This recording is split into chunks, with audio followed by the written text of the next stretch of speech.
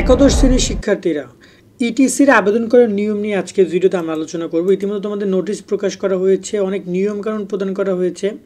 আজকে দেখাবো কীভাবে তোমরা নিজেরাই এই টিসির জন্য আবেদন করবা এবং যাবতীয় বিষয়গুলো জেনে যাবা। মূলত টিসির বেশ বড় সড়ো একটা কার্যক্রম রয়েছে, বাট অসম্ভব কিছুই না, সব কিছু সম্ভব। তুমি তোমার মোবাইল ফোন থেকে সব কিছু করতে পারবা। তো চলো আমরা তোমাদেরকে দেখিয়ে দিই কীভাবে এই টিসির জন্য আবেদন করতে হবে এবং যাবতীয় কার্যক্রম। এটা শুধু ঢাকা বোর্ড না, যে কোনো বোর্ডের শিক্ষার্থীরা এই নিয়মটা অনুসরণ করবা। কম বেশি সিমিলার থাকবে সবার নিয়মে। তো চলো শুরু করে, যারা এখন আমাদের channel subscribe, Facebook page follow দেন, আমাদের সাথে দিয়ে যুক্ত থাকো এবং যারা ভিডিওটি বন্ধুবান্ধব সবাইকে শেয়ার করে দিও অন্তপক্ষে, যাতে করে ওরাও জানতে পারে। তোমরা এখানে দেখতে পাচ্ছ ইটিসি। ইটিসি মানে কি জানো? এটাকে বলা হয় অনলাইন টিসি। তোমরা যদি ভর্তি, তোমাদের যে ইটিসির বিজ্ঞপ্তি বা এই যে দেখতে পাচ্ছ বিজ্ঞপ্তি, এখানে দেখতে পাচ্ছ অনলাইন ইটিসি বলা হয় এটাকে। তোমরা যে বিষয় পরিবর্তন, গ্রুপ পরিবর্তন, ভর্তি বাতিল, বোর্ড পরিবর্তন, শিপ ছবি বাতিল, এগুলো নিয়ে আমরা আলাদা ভিডিও করবো। বাট আজকে আমরা কথা বলবো এই পয়েন্টে ইটিসি, যেটার ফি হচ্ছে 700 টাকা। রাইট নাও এটা চলবে 14 তারিখ থেকে 15 তারিখ পর্যন্ত জানুয়ারির। তবে এটা পরিবর্তন হইতে পারে ইন ফিউচারে গিয়ে, ডেট চেঞ্জ হইতে পারে, সময় বৃদ্ধি হইতে পারে, যে কোনো কিছু সময় বৃদ্ধি করে তারা আবার নতুন করে দ্বাদশ শ্রেণীতে আবেদন চলবে, বাট নিয়মগুলো একই থাকবে।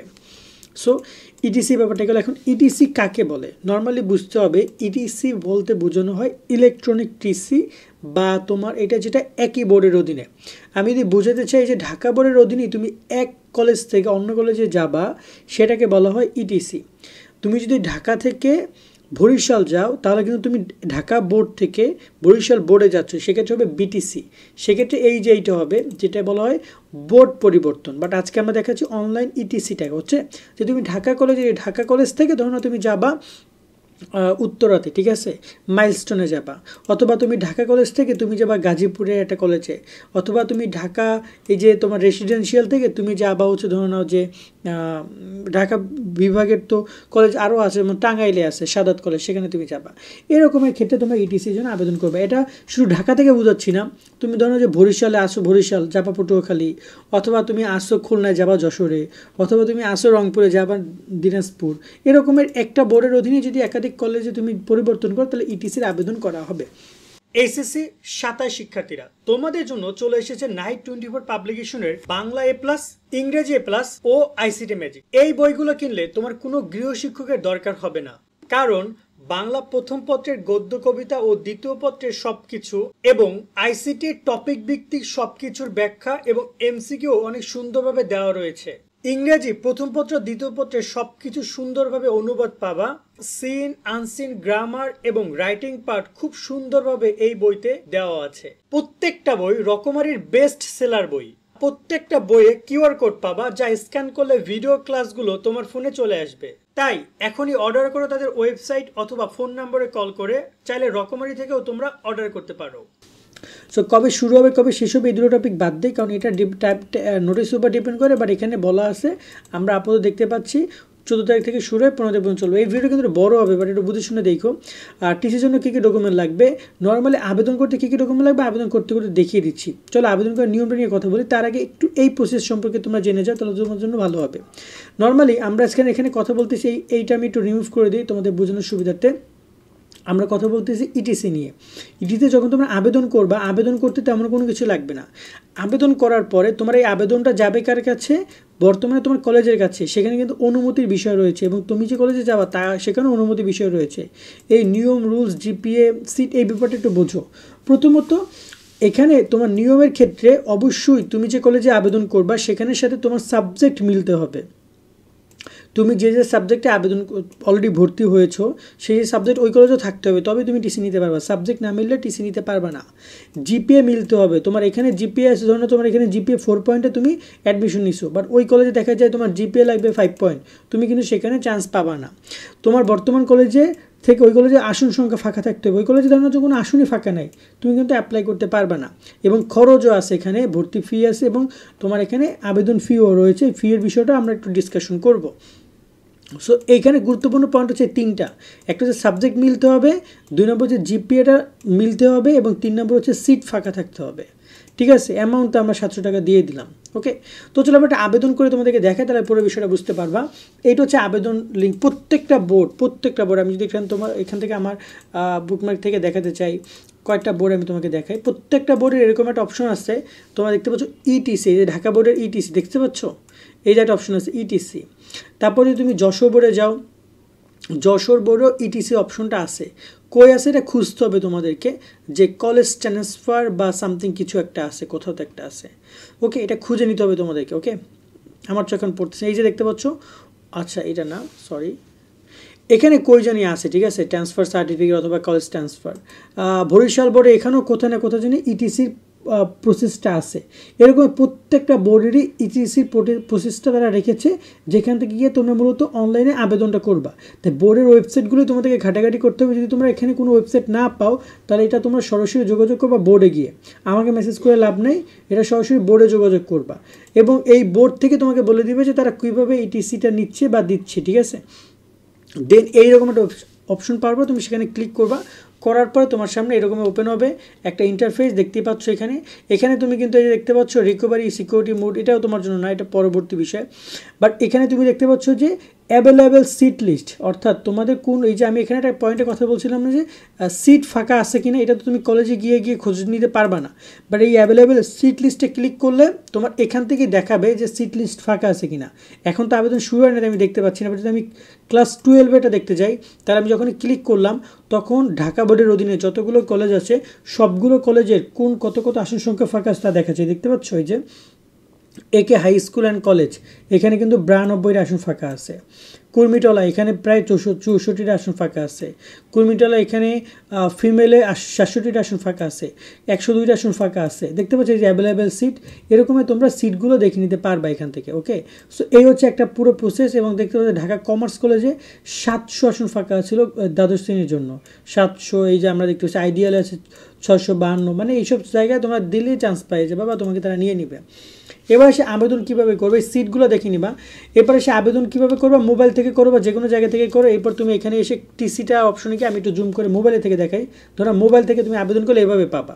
এখানে ক্লাসে গিয়ে তুমি এখানে সিলেক্ট করবা ক্লাস 11, কি সিলেক্ট করবা, ক্লাস 11 সিলেক্ট করবা। পাসিং ইয়ার সিলেক্ট করবা, তোমার পাস কত, তোমার পাস তো 25 মনে হয়, তাই না। সো তোমরা এখন কিন্তু এখানে 24 পাচ্ছ, বাট যখন তোমাদের আবেদন শুরু হবে তখন এখানে 25 লেখা দেখাবে।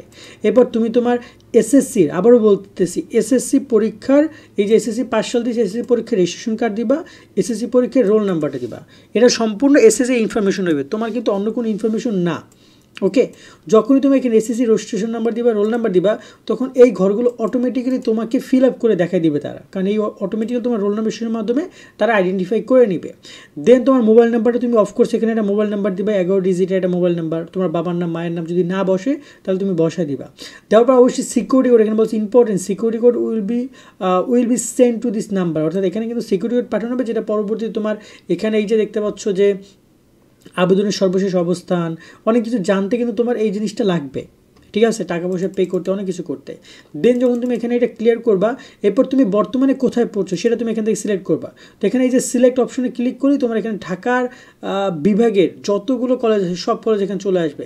তো ধরো না যে আমরা আমাদের স্টুডেন্ট বর্তমানে পড়তেছি, ধরো না যে আমরা এখানে সার্চ করবো গিয়ে, বা এখানে মূলত সার্চ করার অপশন ওরকমভাবে আসে কিনা আমি শিওর না, বাট এখান থেকে গিয়ে তুমি সিলেক্ট করবা, ঠিক আছে। আমি সিলেক্ট করলাম। দেন এখানে গ্রুপ, কোন গ্রুপে তুমি বর্তমানে পড়ছো, যে কলেজে ভর্তি হয়েছে সেখানে কোন গ্রুপে আছো, ধরো সায়েন্স। দেন হচ্ছে যে কোন medium, Bangla medium. Subject code, এখানে আমার সাবজেক্ট কোডগুলো দিতে হবে, যেমন আমার হচ্ছে বাংলা 101, তারপর আমি এখানে কমা দিব, কমা দিয়ে লিখবো যে ইংরেজি হচ্ছে 103, এরকমভাবে কমা দিয়ে আমার সবগুলো সাবজেক্ট কোড এখানে লিখে দিতে হবে, যতগুলো আমার মানে 4 সাবজেক্টও এবং মেইন সাবজেক্টও এবং গ্রুপ সাবজেক্টও যতগুলো সাবজেক্ট আছে আমাকে সবগুলো এখানে লিখে দেওয়ার পরে আমাকে অবশ্যই লিখতে হবে, যদি আমি সাবজেক্ট কোড না লিখি, কারণ সাবজেক্ট কোডগুলো মিলতে হবে, আর আমাকে অ্যাপ্রুভালে দিবে না তারা। এরপরে তুমি এখানে টিসি ইনস্টিটিউশন দিবা, মানে তুমি কোন কলেজে যেতে চাও, তা আমি এই কলেজে যেতে চাই। দেন এই কলেজে যাওয়ার পরে আমাকে এখানে দেখছে সাবজেক্ট ইজ নট অ্যাভেলেবেল, অর্থাৎ আমি যে সাবজেক্টগুলো অ্যাপ্লাই করতে চাচ্ছি সেগুলো এই কলেজে কিন্তু নাই।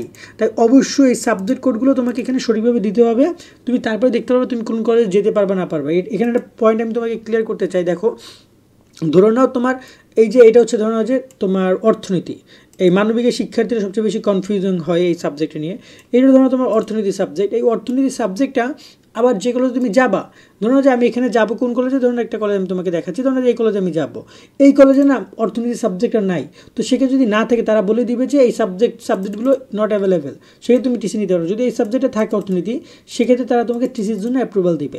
তো এখানে সাবজেক্ট আমার অনেক ভুল আছে, আমি তো কোডগুলো এরকমভাবে খেয়াল করি না, বাট যাই হোক না কেন এভাবে তোমরা দিয়ে সিলেট ইনস্টিটিউট দিবা, তোমাকে অটোমেটিক্যালি নিয়ে নেবে যদি তোমার ওই কলেজের সাবজেক্টগুলো থাকে, তোমাকে সুযোগ দেয়। দেন শিফটে গিয়ে তুমি এখান থেকে তোমার শিফটে সিলেক্ট করতে পারবা।